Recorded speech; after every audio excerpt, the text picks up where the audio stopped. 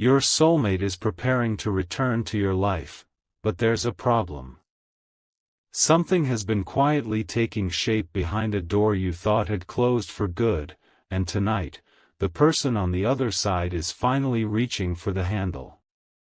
Your soulmate has been preparing to return to your life. Not impulsively. Not because of one lonely evening or a passing memory. They have been thinking through what they would say, imagining your reaction, and rehearsing a conversation that could change everything between you. But there is one problem. One detail they cannot solve on their own. And until they know what to do about it, every step toward you seems to stop just inches before becoming real.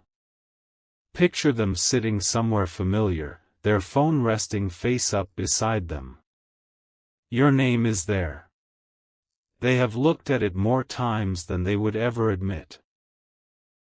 Once, their finger moved close enough to open the conversation, but they pulled it back. Not because their feelings disappeared. The opposite may be closer to the truth. Returning means facing everything they left unfinished, the silence, the questions, the things they should have explained when they still had the chance. And there is something else. They don't know which version of you is waiting on the other side now. The person who once would have welcomed them immediately, or someone stronger, calmer, and far less willing to accept uncertainty. Keep following this moment, because that question is exactly where their problem begins. They have noticed that life did not freeze while they were away. You kept moving. Maybe quietly. Maybe imperfectly. But you moved. And somehow, that has made their desire to return even stronger. They remember details that seemed ordinary at the time. The way you listened when they couldn't find the right words, the private jokes nobody else understood, the strange comfort of simply knowing you were there. Distance gave those memories a different weight. Yet nostalgia isn't enough anymore, and they know it. If they come back, they cannot arrive carrying the same confusion that helped create the distance in the first place. They would need to show you something different. Consistency. Clarity. A reason to believe that returning isn't just another temporary emotion. And here is the detail they didn't expect: they have already begun making changes before contacting you. Small changes. Quiet ones. The kind nobody would connect to you unless they knew the whole story. They have been reconsidering certain priorities, stepping away from distractions, and thinking carefully about what they actually want their future to look like. In one imagined version of that future, you are there. But whenever that picture becomes clear, the same thought interrupts it: what if I'm too late? That question has become heavier than the distance itself. They don't know what you have decided during the silence. They don't know whether someone else has earned the place they once assumed would remain open. And they certainly don't know whether hearing from them would bring you relief, or simply remind you why you learned to live without them. But their biggest problem isn't another person. It isn't distance. And it isn't a lack of feeling. It's something far more personal. They know that if they return, you may ask one simple question they still don't know how to answer. Why now? That question changes everything. Because somewhere inside them is an answer they have never said aloud. An answer connected to the real reason they stayed away longer than they intended. And recently, something happened that made hiding behind silence almost impossible. Your soulmate may be preparing to come back. But before they can reach you, they have to decide whether they're finally ready to tell you the truth about what kept them away. The sign they think they saw was so small that almost anyone else would have missed it, but to your soulmate, it felt impossible to ignore. Maybe it was something you said indirectly, something you shared, a quiet change in the way you carried yourself, or simply the realization that you had stopped chasing answers and started choosing peace. Whatever it was, they noticed. And instead of making them feel forgotten, it made them wonder whether the door between you had truly closed, or whether it had simply been waiting for both of you to become different people before opening again. That night, they returned to the unfinished message on their phone. The words were still there. "I've been wanting to talk to you." But suddenly those words felt too small for everything they had been carrying. They deleted the sentence and began again. This time they wrote something more vulnerable, something closer to the truth, then stopped halfway through because another thought hit them. What if you respond warmly, but they still aren't ready to explain everything? That's the contradiction holding them back. They want to return, yet they understand that returning means walking directly into the conversation they once avoided. They cannot hide behind timing anymore. They cannot blame distance forever. They cannot expect you to understand what they never explained. And strangely, realizing this hasn't pushed them farther away, it has made them more determined to approach you with honesty. They have started thinking less about how to win you back, and more about whether they can become someone you would genuinely feel comfortable trusting again. That distinction matters. Stay with this moment, because their next decision reveals how seriously they're considering the return. Instead of sending another emotional message late at night, your soulmate began imagining the conversation from your side. They pictured your face when their name appeared on your screen. Would you smile? Freeze for a second? Read the message and put the phone down because you needed time? Would you answer immediately, or would hours pass while they wondered what your silence meant? For perhaps the first time, they allowed themselves to understand that you might have built boundaries during their absence, and those boundaries aren't something they can simply walk through because they're ready now. So they made themselves a quiet promise. If they return, they will respect the person you've become, not demand access to the person you used to be. And that promise changed the message again. No pressure. No oversized declarations. No expectation that one conversation could erase everything. Just honesty. Something like, "I know I don't have the right to assume anything, but if you're comfortable, I'd really like to talk." They read those words and felt something they hadn't expected: relief. Because suddenly returning didn't mean forcing an ending or demanding a new beginning. It meant finally allowing the truth to exist between you. And if this story is speaking to something you've experienced, you can share it with someone who might understand. Leave your perspective in the comments, or subscribe and stay connected for the next chapter. But don't drift away from this moment yet, because just when your soulmate seemed ready to press send, another realization surfaced. One that made them put the phone down again. The problem wasn't whether they loved the memory of you. They had already answered that privately. The problem wasn't whether they wanted another chance. They knew they did. The real problem was whether they were returning because they had genuinely changed, or because losing access to you had finally made them understand your value. Those are not the same thing, and somewhere deep inside, your soulmate knows it. So instead of rushing toward you, they began testing their own intentions. They asked themselves uncomfortable questions. If you need time, can I give it? If you don't trust me immediately, can I earn that trust without becoming impatient? If you tell me how much the silence affected you, can I listen without defending myself? If your life has changed, can I respect those changes instead of expecting everything to return to the way it was?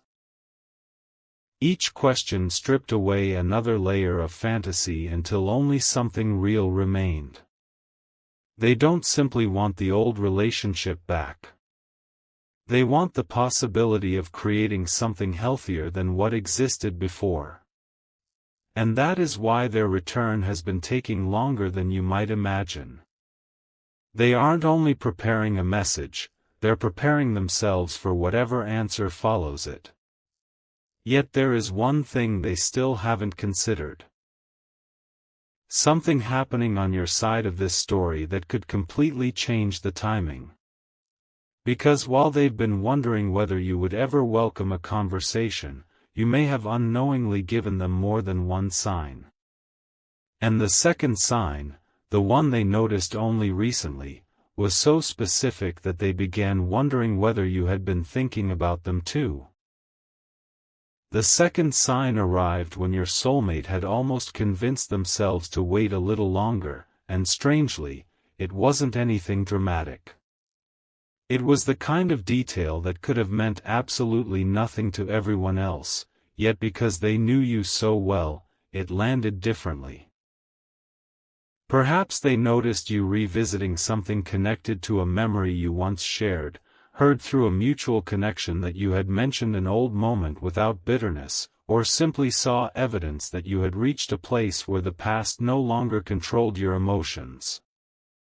Whatever they noticed, it didn't tell them, "Come back, everything is forgiven." It told them something far more meaningful: a conversation might finally be possible. And that possibility changed their entire expression. They sat there for a while, phone in hand, no longer imagining some perfect reunion but picturing two people finally saying what silence had kept unfinished. Then came the question that stopped them again: what if they had misunderstood the sign? What if your peace wasn't an invitation but proof that you had moved beyond needing their explanation? That uncertainty became the final wall between thinking about returning and actually doing it. They began typing your name into the search bar, opening the conversation, closing it, walking away, then returning minutes later. But notice what they didn't do: they didn't erase you. They didn't convince themselves that reaching out was pointless. Instead, they started thinking carefully about the first few seconds after contact, because they know those seconds could determine whether you feel respected or pressured. They want you to recognize immediately that this isn't the same person approaching you in the same careless way. And just when they believed the safest choice might be another week of silence, something inside them shifted. Waiting was beginning to feel less like patience and more like the old habit of avoiding difficult conversations. That realization brought them face to face with the reason this return matters so much.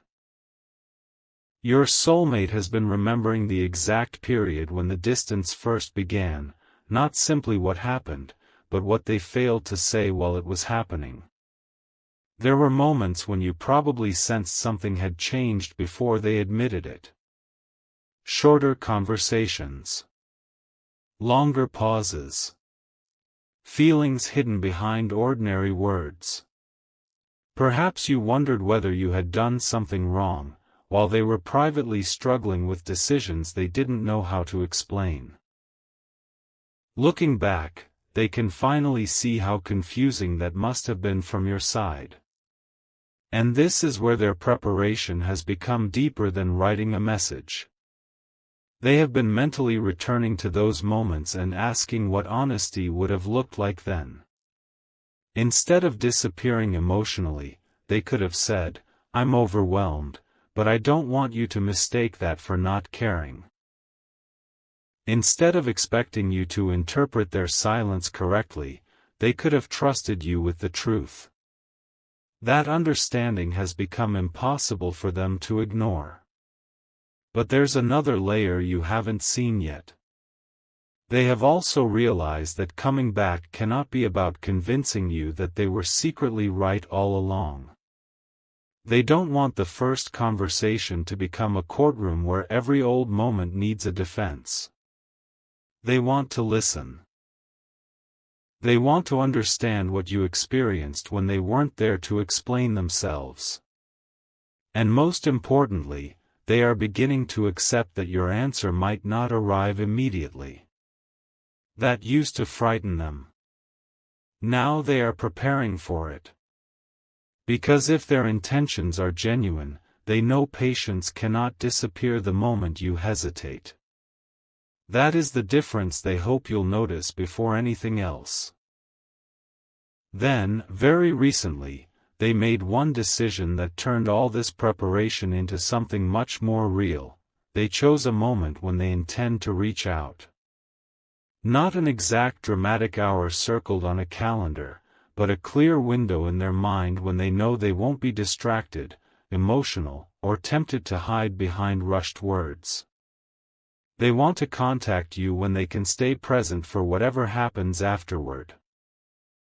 And for the first time, they imagine the possibility that your response might simply be, "Okay. We can talk." Nothing cinematic. Nothing instantly repaired. Just an opening. Somehow, that modest possibility affected them more deeply than every fantasy of a perfect reunion, because it felt believable. They pictured hearing your voice again and realizing that familiar doesn't necessarily mean unchanged. Your voice might carry more confidence now. Your questions might be sharper. Your standards might be different. And instead of fearing that version of you, part of them respects it.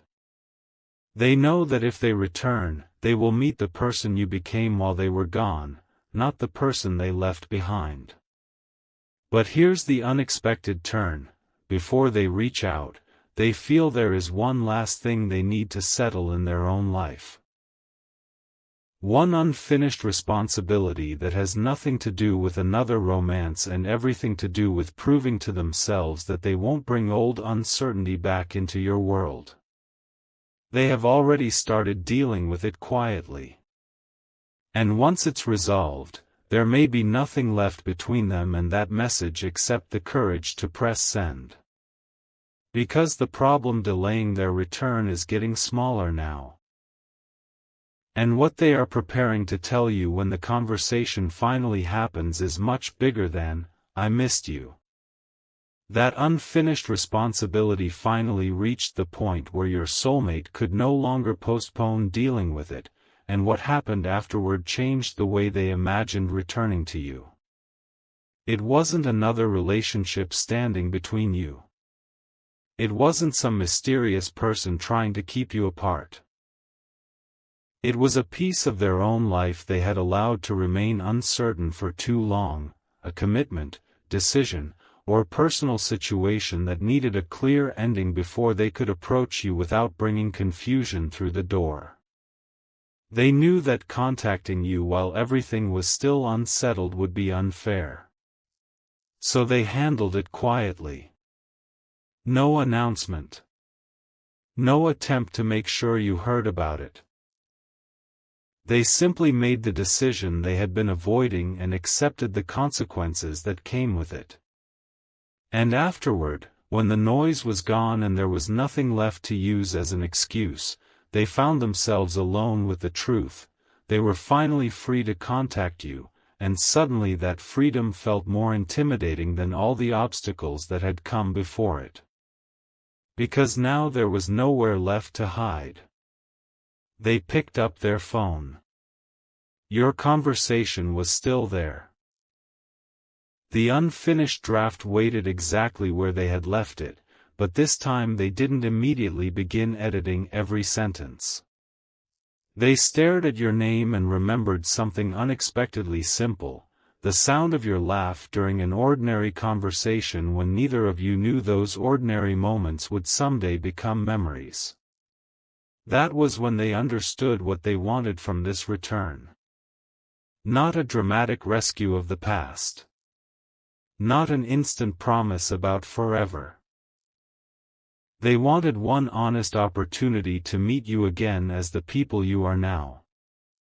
Hold on to that distinction, because it changes what happens next. Their finger moved toward the message, and for the first time, the question in their mind wasn't, "Should I contact you?" It was, "Am I ready to accept whatever happens after I do?" And their answer was finally becoming yes.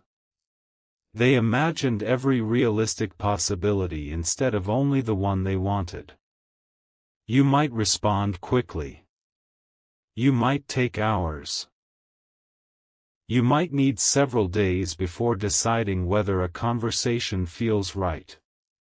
You might ask questions before agreeing to anything. You might even tell them that your life has changed too much to return to what existed before. Surprisingly, thinking through those possibilities didn't stop them anymore.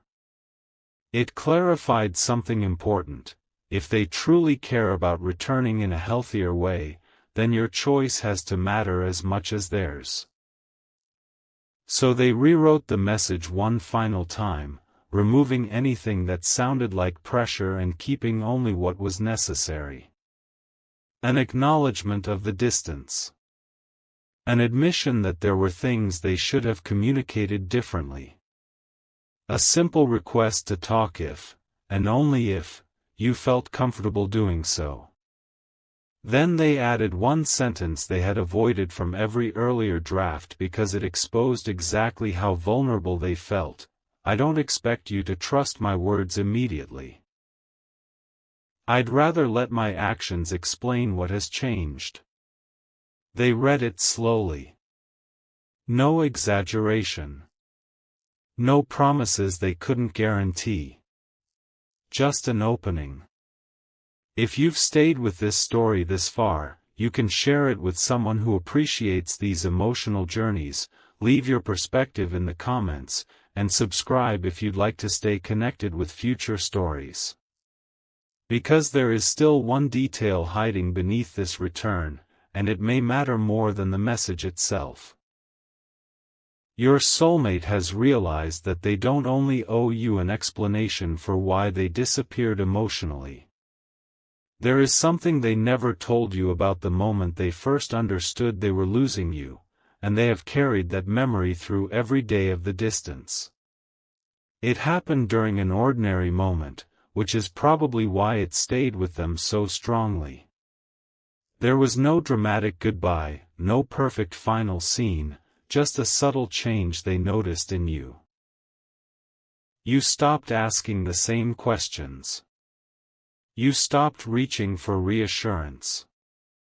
You stopped trying to pull explanations from someone who wasn't ready to provide them. At first, your soulmate mistook your quietness for acceptance. Later, they understood it differently. You weren't necessarily waiting anymore. You were learning how to continue without the answers you once wanted from them, and that realization followed them long after the conversation ended. They remembered the way you had once made space for their uncertainty, and they finally understood that space was never supposed to be unlimited. That memory became one of the reasons they began changing their approach to relationships, communication, and responsibility. Now, standing this close to contacting you again, they know they cannot ask you to become the old version of yourself simply because they miss how safe that version made them feel.